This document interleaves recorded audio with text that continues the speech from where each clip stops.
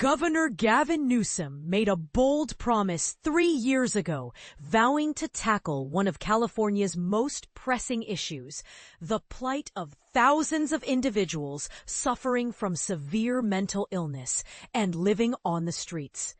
He stood before an audience and declared that previous efforts had fallen short, citing a treatment referral initiative known as Laura's Law, which had only managed to assist a mere 218 individuals during the 2018-19 fiscal year. Newsom emphasized, "That certainly is not demonstrable progress," and introduced a new program called Care Court, which he claimed would be a game changer. However, nearly 2 years after the launch of Care Court, the results have been disappointing. The program has only reached a few hundred individuals, a figure that barely surpasses the number helped by the initiative he criticized. This stark reality raises questions about the effectiveness of Care Court and whether it can truly deliver on its promises. In an effort to understand the program's impact, Cal Matters sought data from every county in California and conducted over 30 interviews, resulting in the first comprehensive statewide analysis of Care Court. The findings reveal a slow rollout, low participation numbers, and a significant gap between initial expectations and actual outcomes. Care Court was designed to empower family members, first responders, and healthcare professionals to petition the courts for individuals suffering from severe psychosis who are unable to care for themselves. If a petition is accepted, the individual can voluntarily agree to a treatment plan that may include counseling, medication, and housing support. If they refuse, a judge has the authority to mandate participation in a treatment plan. Data collected from 54 of California's 58 counties show that while the Newsom administration estimated that between 7,000 and 12,000 individuals would qualify for Care Court, only 2,421 petitions had been filed by July, with just 528 resulting in treatment agreements. For instance, San Diego County had anticipated receiving 1,000 petitions in its first year, but only received 384. Leading to 134 voluntary agreements. Los Angeles County, which filed the highest number of petitions at 511, saw only 112 result in care agreements, despite initial predictions of enrolling 4,500 individuals in the first year. Moreover, a significant portion of Care Court petitions, approximately 45% statewide, are being dismissed, with some counties, like San Francisco, reporting dismissal rates as high as 2/3. The initial appeal of Care Court was its promise of court-ordered treatment plans to encourage individuals to accept help. Yet only 14 treatment plans have been ordered so far. Most counties are offering voluntary treatment agreements, which individuals can choose to ignore. The program's slow progress has raised concerns, especially for Governor Newsom, who has linked his legacy to addressing California's homelessness crisis and the inadequacies of mental health services. Following the establishment of Care Court, a new law was enacted in 2023 to simplify the process for judges to order involuntary treatment, and a successful ballot measure in 2024 allocated $6.4 billion in debt for new mental health housing. Understanding how Care Court operates is crucial. When a petition is filed, the county investigates the individual's mental health diagnosis, and the court determines eligibility. If accepted, the individual engages in regular meetings with a caseworker and court hearings to establish a treatment protocol known as a care agreement. If a voluntary agreement cannot be reached, the court can mandate adherence to a care plan. After 1 year, individuals can either complete the program or extend it for an additional year. State officials argue that Care Court needs more time to achieve its initial goals. Some counties, like Alameda, have seen success, with 125 petitions filed since December. Stephanie Welch, Deputy Secretary of Behavioral Health for the State Health and Human Services Agency, acknowledged the complexities of implementing the program and emphasized ongoing support for counties to expand its reach. Despite the administration's optimism, disability rights advocates criticize the low participation numbers as evidence of a program that has squandered resources and serves as a political maneuver for a governor with presidential ambitions. Families who initially supported Care Court are also expressing disappointment. Anita Fisher, who once championed the program, now views it as a total failure, citing her son's ongoing struggles with homelessness and incarceration. The narrow eligibility criteria for Care Court, which currently only includes individuals with schizophrenia and specific psychotic disorders, has led to many petitions being rejected. Outreach workers often face challenges locating homeless individuals, and some clients simply refuse services, leaving Care Court with limited authority to compel participation.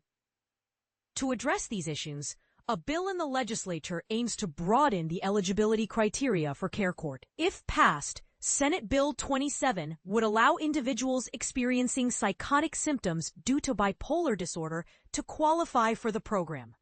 Senator Thomas Umberg, who introduced the bill, believes that while Care Court is not broken, it requires adjustments to fulfill its potential. However, the exact number of additional individuals who could benefit from this expansion remains uncertain, with estimates varying widely.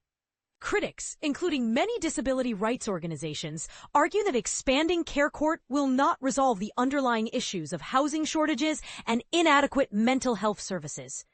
They contend that the program is more about political optics than genuine solutions.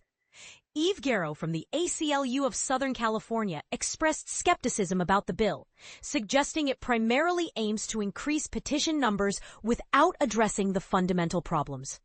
The state has invested substantial funds into Care Court, spending $88.3 million in the 2022-23 fiscal year and $71.3 million in 2023-24.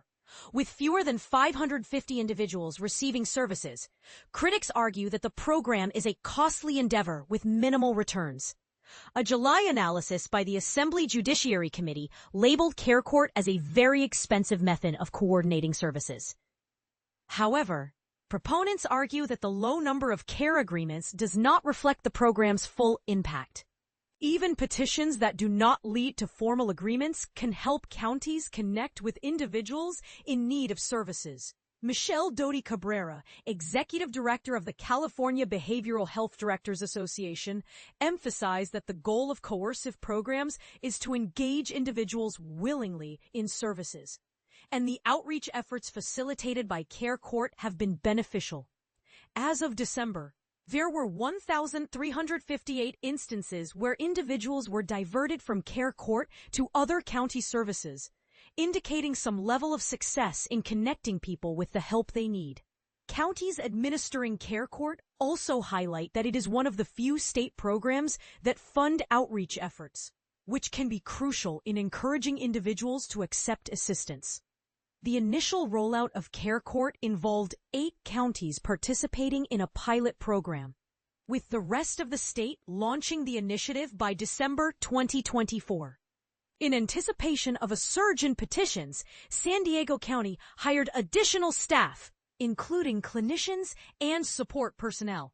However, the expected influx of petitions did not materialize, leading to questions about the petition process's accessibility and effectiveness. Families seeking to petition on behalf of loved ones often face significant hurdles, including proving the individual has a qualifying mental health condition, which can be complicated by privacy laws. San Diego County is working to streamline the process, allowing virtual attendance at court hearings and permitting petitions to advance even without complete paperwork. Despite these efforts, many families remain frustrated. Tanya Fedak, who has filed petitions for her son, expressed her disillusionment with the lack of accountability and the slow progress of the program. Orange County, which was also part of the initial rollout, has similarly fallen short of its projections, receiving only 176 petitions and establishing just 14 care agreements. Veronica Kelly, director of the Orange County Healthcare Agency, noted that the county had already been serving many individuals with schizophrenia through an existing program, suggesting that expanding that program might have been a more effective use of resources than launching CareCourt. The lack of awareness about CareCourt has also been cited as a contributing factor to low participation rates. In Solano County, efforts to educate the community about the program resulted in minimal turnout at informational meetings, indicating that many families may not be aware of the resources available to them. The implementation of CareCourt has varied significantly across counties, with smaller counties struggling to allocate the necessary resources. Some counties have reported no petitions filed at all, while others have faced challenges in prioritizing CareCourt amid other court obligations. Ultimately, even if an individual is included in a CareCourt petition, it does not guarantee they will receive help. In San Francisco, for example, a significant percentage of petitions are dismissed, raising concerns about the effectiveness of the program. While some counties assert that individuals may still access services even if their petitions are dismissed, data indicates that many do not receive the necessary support. Senator Umberg's proposed bill aims to address some of these issues by clarifying eligibility criteria and facilitating referrals from the criminal justice system. However, there are concerns that expanding the program without additional resources could dilute the quality of care provided to each individual. As the conversation around CareCourt continues, it raises important questions about the balance between expanding access to mental health services and ensuring that those services are effective and adequately supported. What do you think? Is CareCourt a step in the right direction, or is it merely a political maneuver? Share your thoughts in the comments.